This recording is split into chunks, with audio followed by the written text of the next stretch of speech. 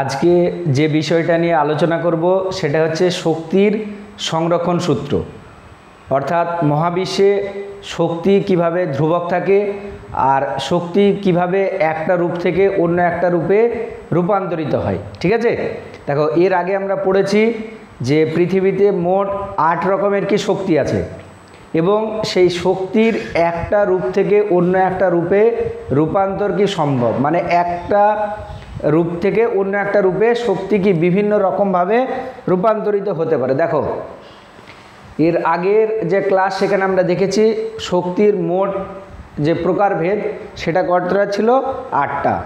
কি কি ছিল দেখো, প্রথমে আছে যান্ত্রিক শক্তি, তাপ শক্তি, আলোক শক্তি, শব্দ শক্তি, চৌম্বক শক্তি, তড়িৎ শক্তি, রাসায়নিক শক্তি, পারমাণবিক শক্তি।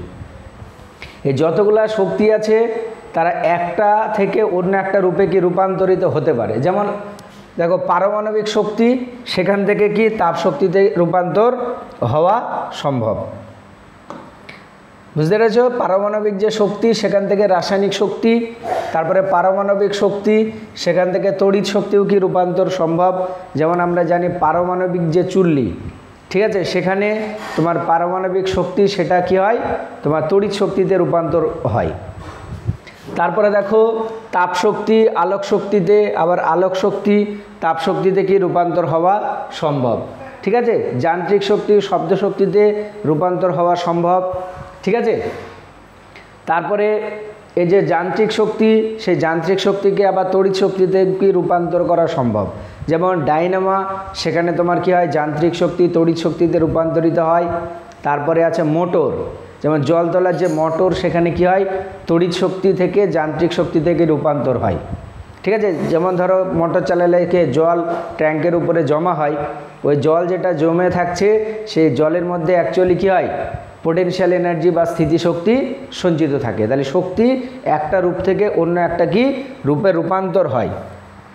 এবার এখানে একটা জিনিস মনে রাখতে হবে, শক্তি একটা রূপ থেকে অন্য একটা রূপান্তরিত হলেও মহাবিশ্বে মোট শক্তির যে পরিমাণ সেটা কিন্তু কি ধ্রুবক।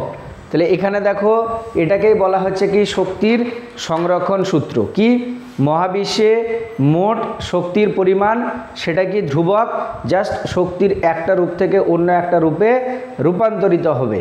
এটাই হচ্ছে শক্তির সংরক্ষণ সূত্র। খুবই গুরুত্বপূর্ণ, ভালো করে মুখস্থ করে রাখবে, কারণ এটা শুধুমাত্র যে ক্লাস 9 তা না, 11 এবং অন্যান্য ক্লাসেও কিন্তু কাজে লাগবে। তাহলে দেখো শক্তির সংরক্ষণ সূত্র বা law of conservation of energy আমি লিখে রেখেছি। কি, মহাবিশ্বে মোট শক্তির পরিমাণ ধ্রুবক, শক্তিকে সৃষ্টি করা যায় না, ধ্বংস করাও যায় না, শুধুমাত্র এক রূপ থেকে অন্য একটা রূপে রূপান্তর করা যায়। ঠিক আছে, তাহলে জাস্ট শক্তিকে একটা রূপ থেকে অন্য একটা রূপে রূপান্তর করা যাবে, তাকে সৃষ্টিও করা যাবে না, ধ্বংসও করা যাবে না। আর এখানে একটা ছোট্ট কথা, কিন্তু খুবই গুরুত্বপূর্ণ একটা কথা ভালো করে মনে রাখবে, যে সব ধরনের শক্তি শেষ পর্যন্ত গিয়ে তাপশক্তি থেকে রূপান্তরিত হয়। কথাটা ছোট হলেও প্রচুর কিন্তু এর গুরুত্ব আছে। ঠিক আছে, যত ধরনের শক্তি আছে প্রত্যেকটা শক্তি শেষে গিয়ে কোন শক্তিতে রূপান্তরিত হবে, তাপশক্তিতে। ঠিক আছে, আচ্ছা এরপরে দেখো আমরা পড়েছিলাম যান্ত্রিক শক্তি। শক্তির 8টা ভাগের মধ্যে একটা ভাগ ছিল কি যান্ত্রিক শক্তি। সেই যান্ত্রিক শক্তিটা আবার কি ছিল, কোনো একটা বস্তু তার অবস্থানের জন্যে, আকৃতি পরিবর্তনের জন্যে এবং তার গতির জন্যে কার্য করার যে সামর্থ্যটা অর্জন করে সেটা হচ্ছে কি তার যান্ত্রিক শক্তি, তাই তো। এবার দেখো এটাও আমরা দেখেছিলাম, এই যান্ত্রিক শক্তি আবার 2 রকমের হয়, একটা হচ্ছে গতিশক্তি আর একটা হচ্ছে স্থিতিশক্তি। আজকে আমরা এই যান্ত্রিক যে শক্তি, সেই যান্ত্রিক শক্তির সংরক্ষণ সূত্রটা কি পড়ব। দেখো ঘর্ষণ বা অন্য কোনো অপচয়ী বলের ক্রিয়ায় যদি কোনো শক্তির অপচয় না ঘটে, তবে কোনো বস্তুর স্থিতিশক্তি ও গতিশক্তির যোগফল সর্বদা ধ্রুবক থাকে, অর্থাৎ মোট যান্ত্রিক শক্তি কি ধ্রুবক থাকে। ঠিক আছে, যদি ঘর্ষণ বা অন্য কোনো অপচয়ী বল যদি না থাকে তাহলে যে কোনো একটা বস্তুর মোট যান্ত্রিক শক্তি, এবার দেখো মোট যান্ত্রিক শক্তি মানে আবার কি স্থিতিশক্তি আর গতিশক্তির যোগফল। তাহলে এই স্থিতিশক্তি আর গতিশক্তির যোগফলের যে মান সেটা সবসময় কী হবে, ধ্রুবক থাকবে। অর্থাৎ দেখো গতিশক্তি আর স্থিতিশক্তি এই দুটো যোগফল ধ্রুবক, মানে kinetic energy plus potential energy, এটা সমান হচ্ছে কি কনস্ট্যান্ট, মানে ধ্রুবক।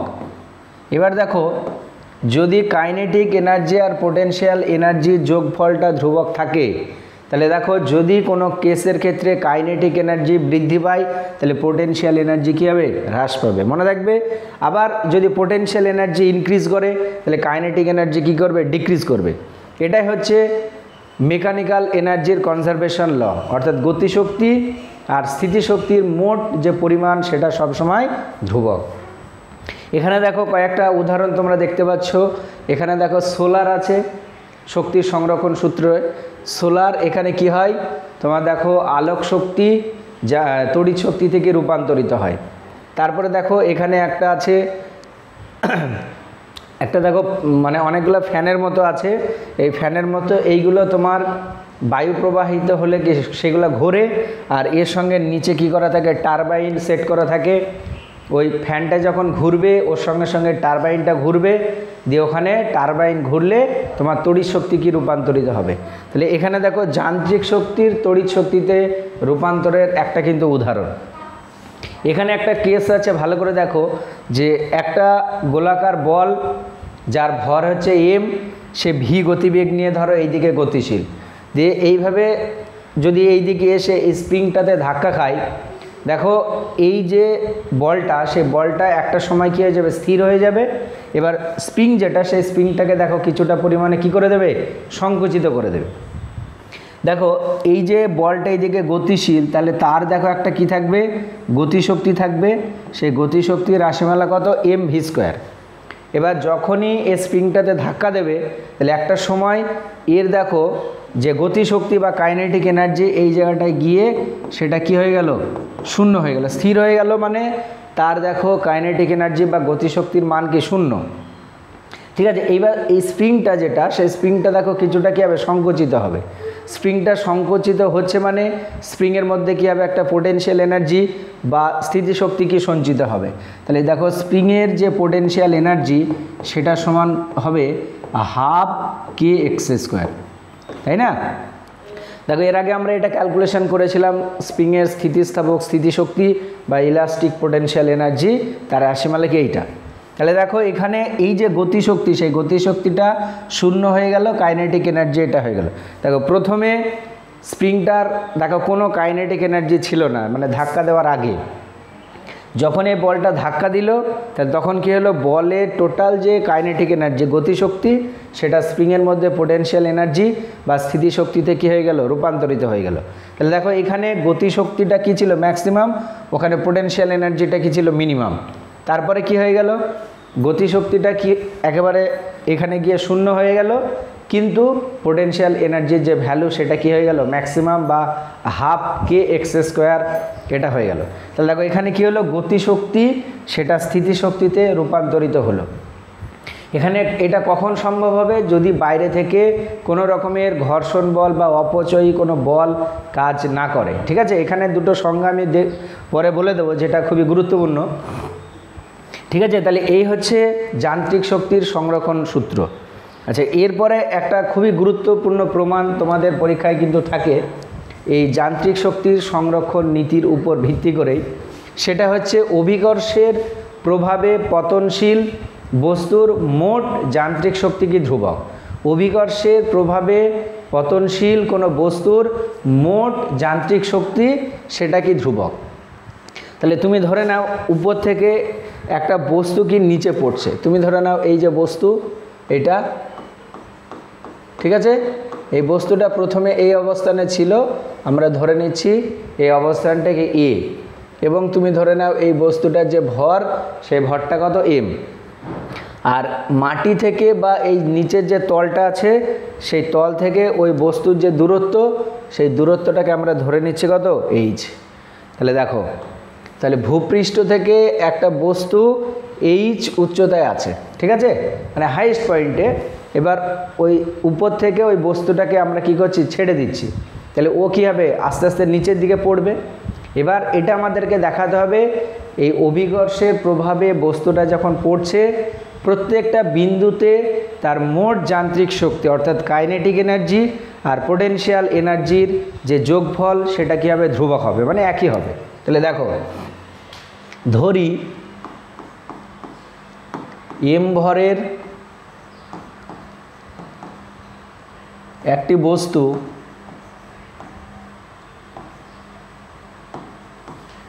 এইচ উচ্চতা থেকে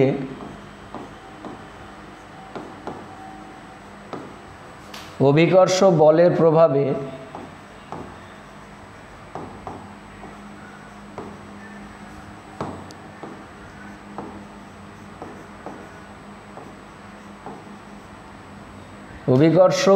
প্রভাবে পতনশীল।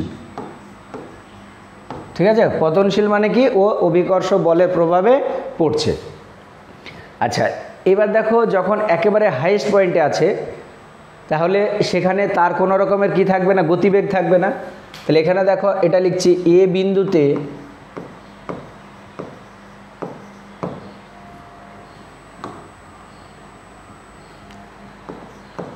বিন্দুতে কণার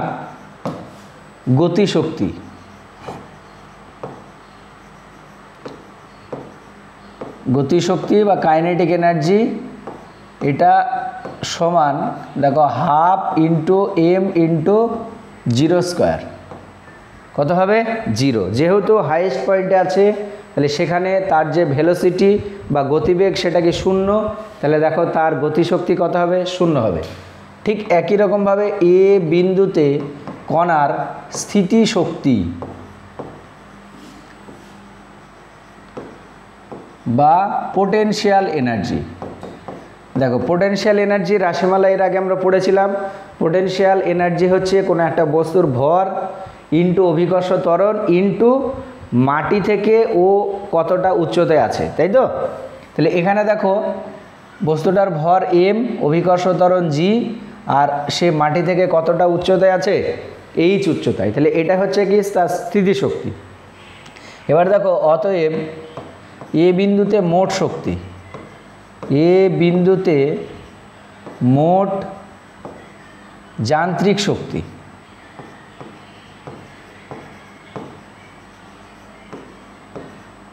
দেখো মোট যান্ত্রিক শক্তি মানে কি, kinetic energy plus potential energy. এর কাইনেটিক এনার্জির ভ্যালু 0 আর পোটেনশিয়াল এনার্জির ভ্যালু আমরা পেলাম mgh। তাহলে এটা সমান কত আসছে, mgh। ঠিক আছে, এবার দেখো ওই বস্তুটা নিচে পড়ছে।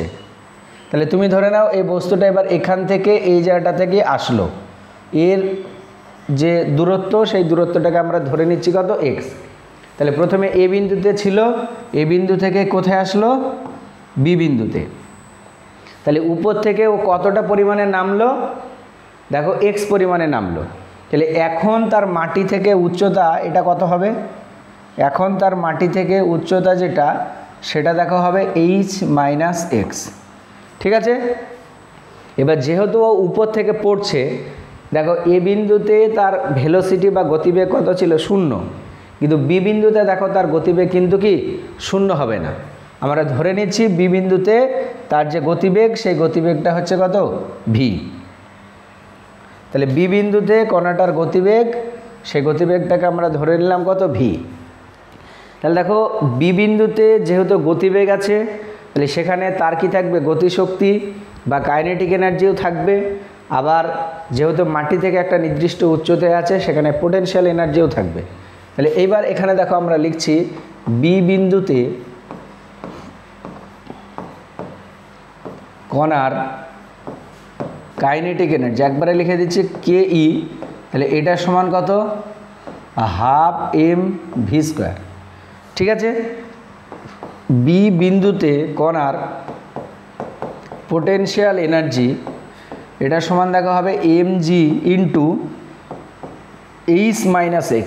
দেখো মাটি থেকে কতটা উচ্চতায় আছে, h - x, ওই জন্যে এটা হলো। আচ্ছা, এইবার দেখো বি বিন্দুতে মোট শক্তি, বি বিন্দুতে মোট যান্ত্রিক শক্তি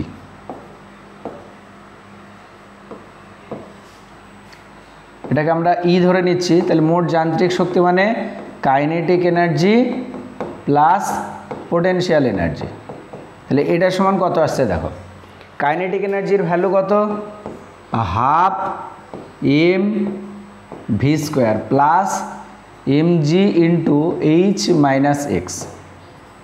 এবার দেখো এটা আমাদের কি মনে হচ্ছে যে এ বিন্দুতে শক্তি যা বি বিন্দুতে শক্তিটা কি আলাদা, অর্থাৎ আমাদের এটা মনে হচ্ছে প্রাথমিকভাবে যেখানে শক্তিটা কি সংরক্ষিত নেই। দেখো শক্তির সংরক্ষণে কি বলা আছে যে প্রত্যেকটা বিন্দুতে কী হবে, শক্তির মানটা কী হবে, সমান হবে। দেখো এ বিন্দুতে শক্তিটা আমরা কত পেয়েছিলাম, এম জি এইচ, আর এখানে শক্তিটা কত পাচ্ছে, half M V square plus কত M G into H minus X. এইবার এখানে যদি ধরো আমরা এই ভেলোসিটির ভ্যালুটা ক্যালকুলেশন করে এখানে বসিয়ে দিই, তাহলে আমরা দেখতে পাবো যে এখানে শক্তির মানটা কী হবে, এম জি এইচ হবে। কীভাবে দেখো, এখানে যখন এ বিন্দুতে কণাটা ছিল তার যে গতিবেগ, সেই গতিবেগটাকে আমরা দেখো পেয়েছিলাম কত, 0। এবার এ থেকে বিতে আসলো, বস্তুটার স্মরণ কতটা হলো এক্স, এবং বি বিন্দুতে কণাটার যে গতিবেগ, সেই গতিবেগটা আমরা কত পেয়েছি, ভি। দেখো একটা সূত্র আমরা জানি, তাহলে এখানে দেখো আমরা লিখছি ভি স্কোয়ার সমান ইউ স্কোয়ার প্লাস 2gh, বা তোমরা যে সূত্রটা পড়েছো সেটা লিখছি 2as। ভি স্কোয়ার সমান ইউ স্কোয়ার প্লাস 2as সমীকরণ থেকে পাই।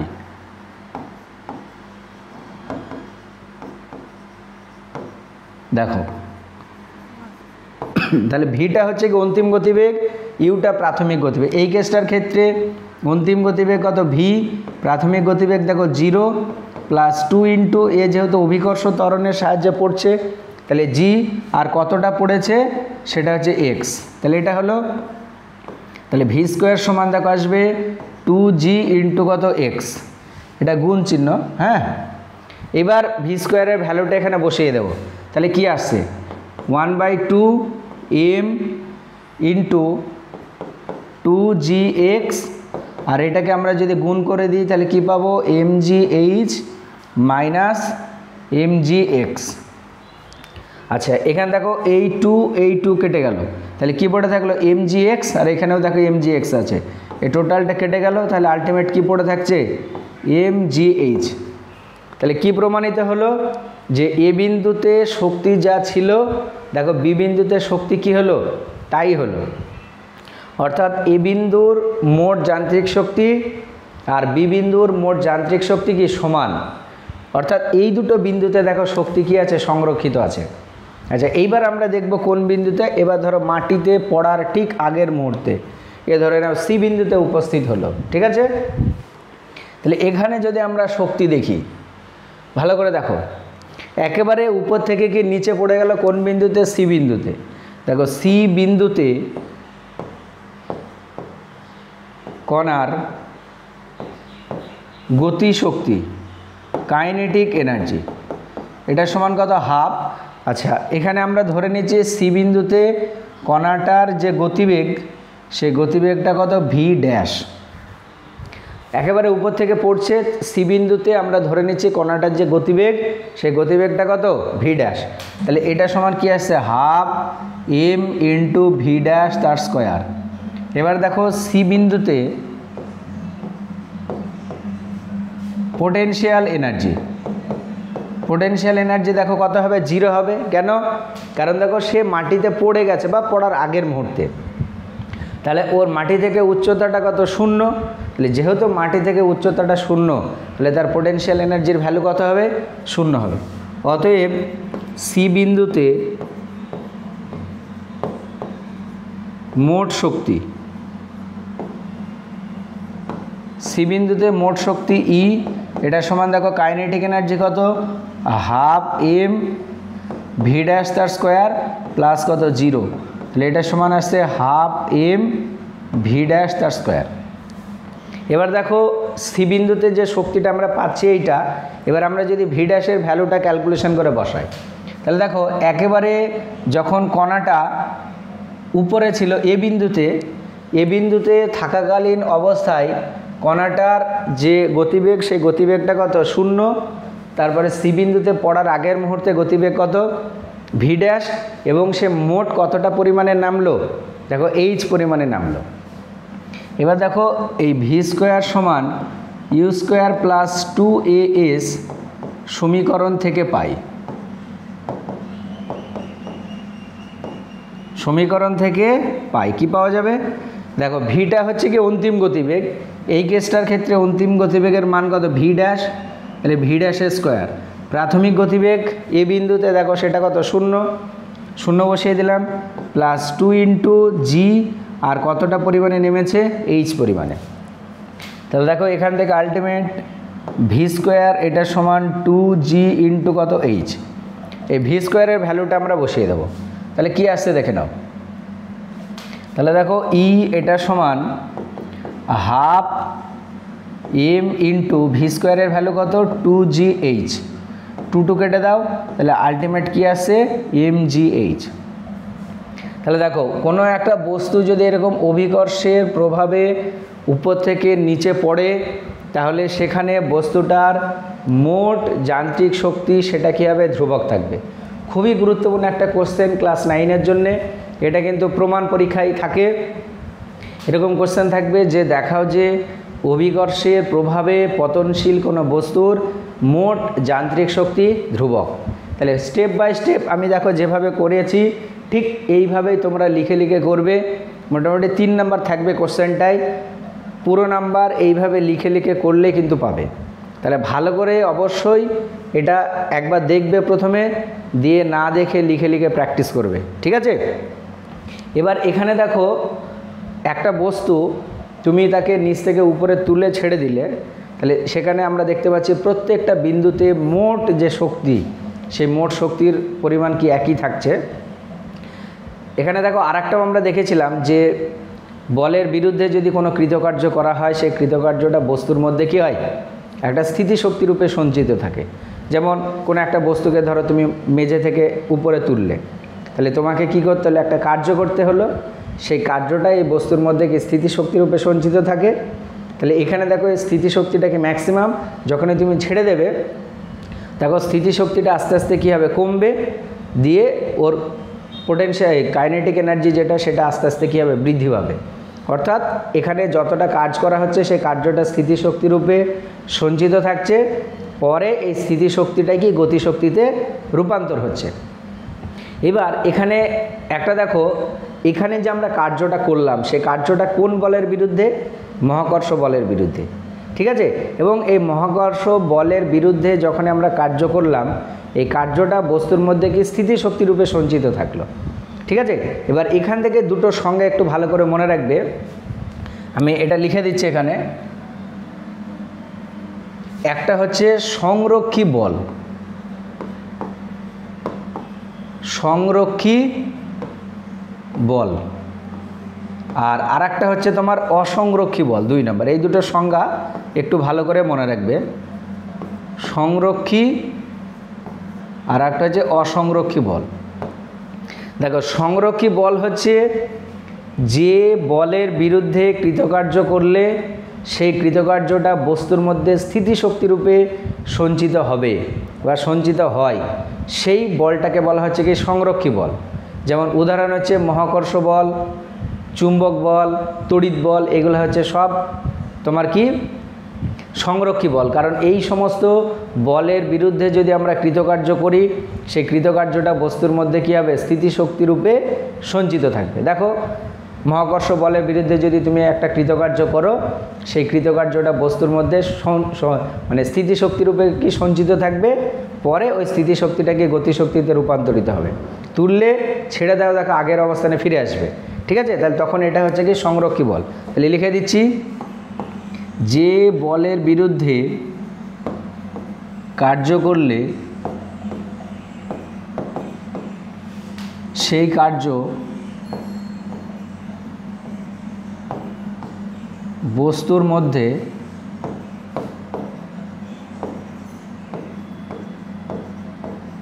স্থিতিশক্তিরূপে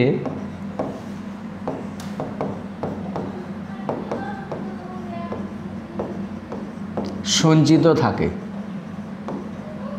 তাকে সংরক্ষী বল বলে। ঠিক আছে, উদাহরণটা ভালো করে মনে রাখবে। উদাহরণ, এটা হচ্ছে তোমার মহাকর্ষ বল,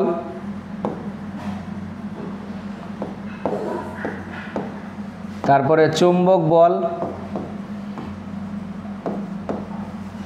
তারপরে তড়িৎ বল,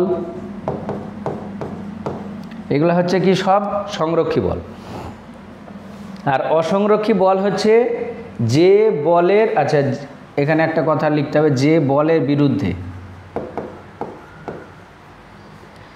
তাহলে দেখো, অসংরক্ষী বল হচ্ছে যে বলের বিরুদ্ধে কার্য করলে সেই কার্য বস্তুর মধ্যে স্থিতিশক্তিরূপে কি সঞ্চিত হয় না, সেটা হচ্ছে কি বল? অসংরক্ষী বল। সংজ্ঞাটা তোমরা এটা দেখে একই, জাস্ট এখানে যেটা হয়েছে সঞ্চিত হয় বা সঞ্চিত থাকে, আর এখানে এইটার ক্ষেত্রে কি হবে?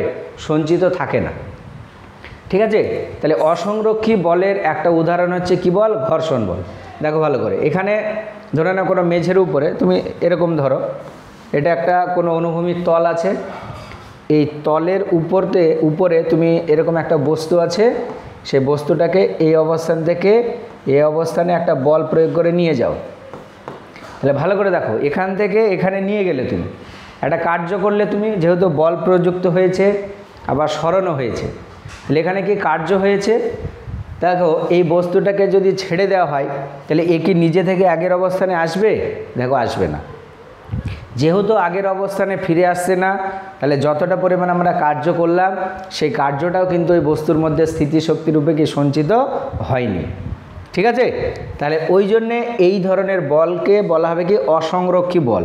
এর উদাহরণটা হচ্ছে কি? ঘর্ষণ বল।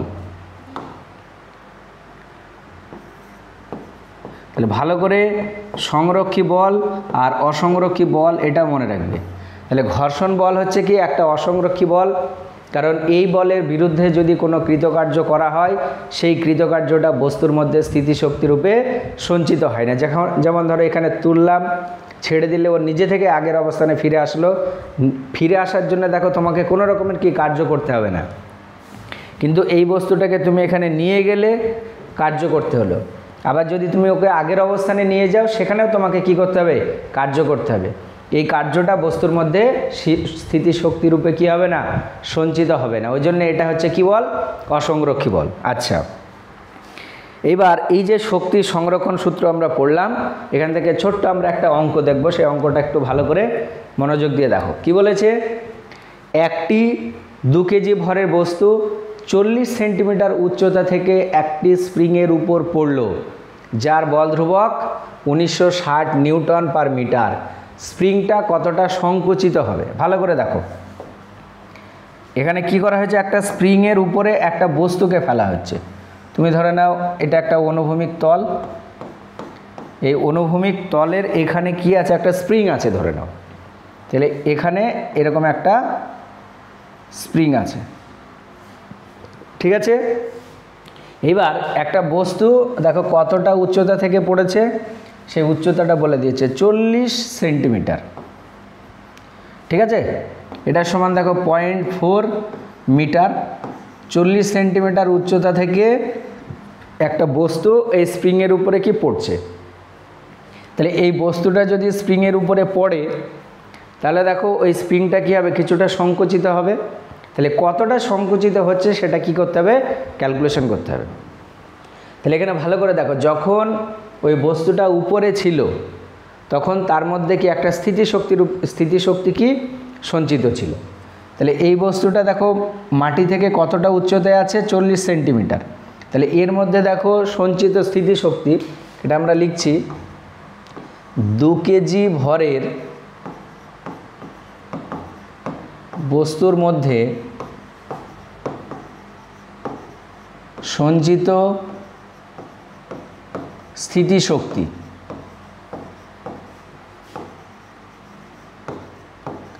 এটা সমান কত? mgh।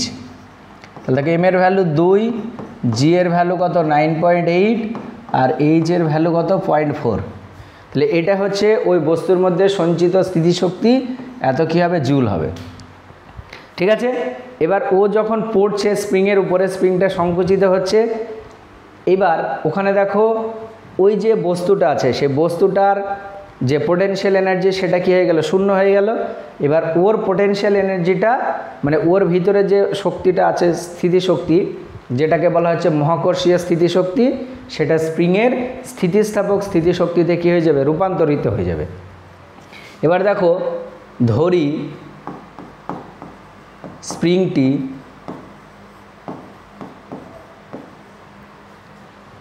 এক্স পরিমাণ সংকুচিত হলো,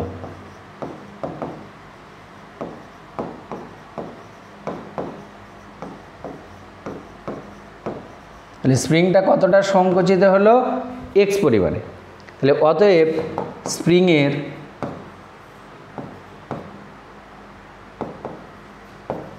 সঞ্চিত স্থিতিস্থাপক স্থিতিশক্তি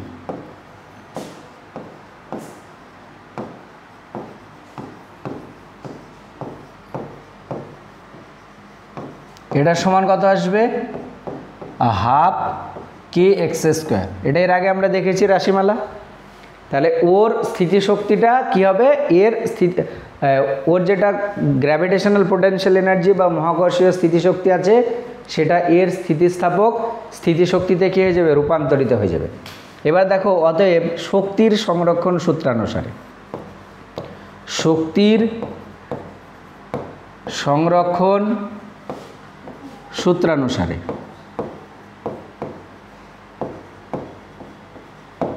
কী হবে, এই শক্তিটা এই শক্তির সঙ্গে কী হবে, সমান হবে। তাহলে দেখো 2 × 9.8 × 0.4 এটার সমান দেখো হবে হাফ কে এক্স স্কোয়ার। কে এর ভ্যালু বলে দিয়েছে 1960 × এক্স স্কোয়ার। এটাকে কি এবার আমরা ক্যালকুলেশন করব।